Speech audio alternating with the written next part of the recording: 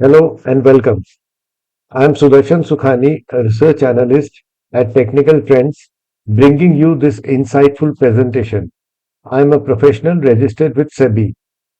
My focus is on delivering in-depth market analysis and comprehensive trading strategies. Today's video looks at the popular method Bollinger Band.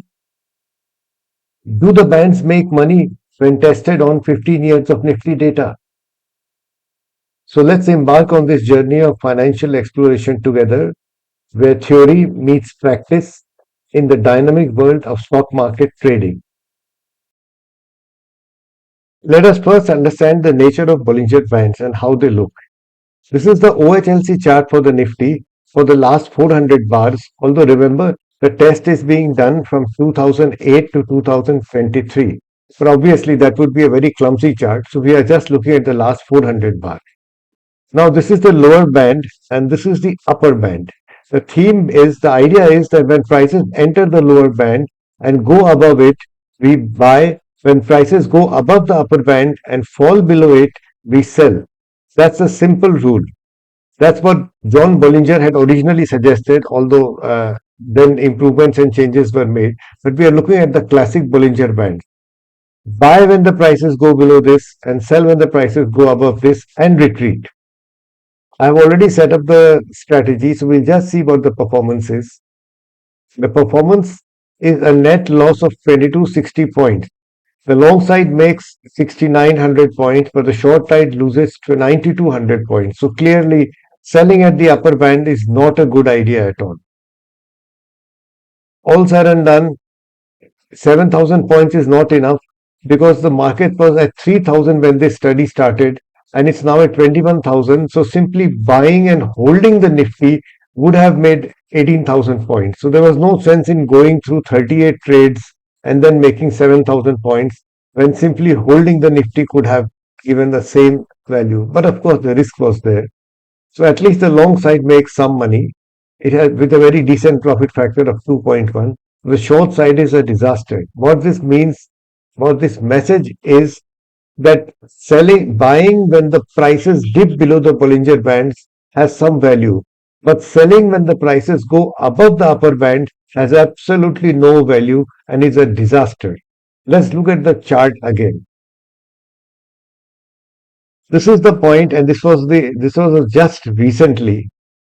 And what was it? It was on 30th October 2023 when prices went below the band, moved above it, and finally the body of the candle was entirely in the band width in between the two bands. And this is where we go and buy. And after we buy, we bought at the low almost, and then the market rallied all the way here till finally we got a sell signal. When? A sell signal on 8th December 2023.